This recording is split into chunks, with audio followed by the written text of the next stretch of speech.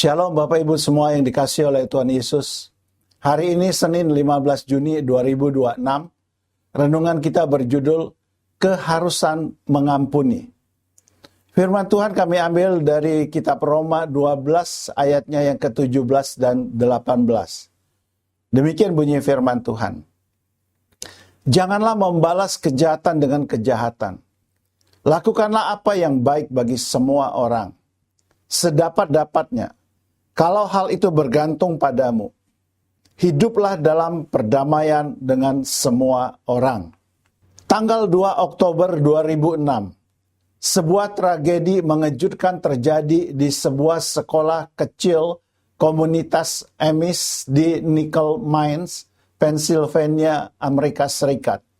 Seorang pria bernama Charles Carl Robert IV yang bukan bagian dari komunitas Amish masuk ke ruang kelas yang berisi 10 anak perempuan berusia 6-13 tahun.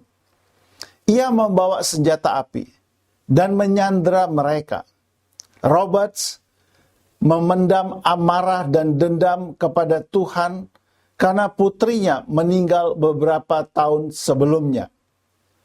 Dalam kepahitannya, ia menyalahkan Tuhan dan ingin membalas dengan cara yang tragis, melukai anak-anak orang lain. Polisi segera mengepung sekolah itu. Tetapi sebelum mereka berhasil masuk, Roberts telah membunuh 5 di antara anak-anak itu. Kemudian dia mengakhiri hidupnya sendiri. Seluruh dunia terkejut. Namun, yang terjadi sesudahnya membuat banyak orang lebih terkejut lagi. Bukan karena kebencian, melainkan karena pengampunan. Hanya beberapa jam setelah kejadian itu, keluarga korban Amish datang ke rumah keluarga pelaku. Mereka memeluk istri Roberts, menghibur, dan mengatakan bahwa mereka mengampuninya. Beberapa hari kemudian, sejumlah orang Amish menghadiri pemakaman si penembak. Bahkan mereka mengumpulkan dana untuk membantu janda dan 3 anak Roberts yang kini kehilangan kepala keluarga.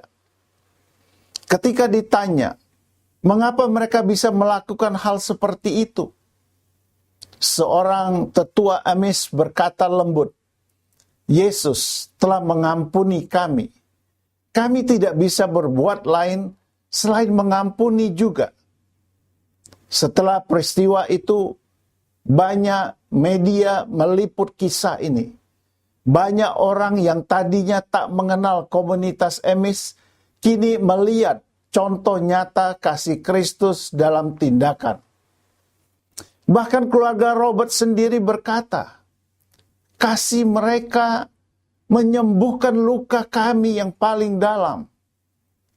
Tragedi itu memang menghancurkan. Tetapi tanggapan penuh kasih dari komunitas kecil itu menjadi kesaksian global tentang kuasa pengampunan dan bagaimana kemarahan bisa dipadamkan oleh kasih yang sejati. Apa yang mereka lakukan bukanlah kelemahan, melainkan kekuatan iman yang sejati. Tindakan mereka menjadi cerminan nyata dari kasih yang diajarkan Kristus. Kasih yang mengampuni meski hati terluka. Dalam momen tergelap itu, terang Injil bersinar melalui kehidupan mereka. Pengampunan bukan berarti melupakan luka, tetapi mempercayakan keadilan kepada Tuhan dan memilih berjalan dalam kasih. Itulah penerapan iman yang sejati. Bukan hanya sekadar pada kata, tetapi nyata dalam tindakan.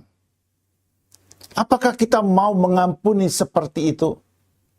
Di tengah dunia yang cepat membalas dendam, Tuhan memanggil kita untuk menjadi saksi kasih yang mengalahkan kebencian.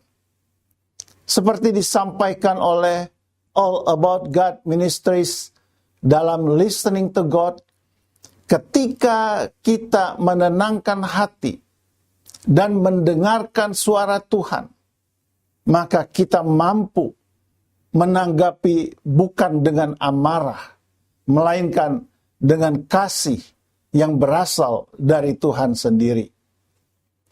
Kata-kata bijak hari ini, pengampunan bukan tanda kelemahan, melainkan bukti bahwa kasih Kristus lebih kuat dari luka kita. Puji Tuhan untuk renungan yang sungguh menyentuh dan indah. Mari kita menutupnya bersama-sama dengan berdoa. Tuhan, ajarilah aku untuk memilih kasih ketika hatiku terluka. Biarlah pengampunan-Mu menjadi kekuatan di tengah amarahku. Dalam nama Yesus aku berdoa. Amin. Terima kasih buat Bapak Ibu yang telah dengan setia mendengarkan dan mendistribusikan renungan ini kepada teman-teman atau keluarga yang lain. Selamat beraktivitas. Tuhan Yesus memberkati semua pekerjaan kita. Haleluya. Amin.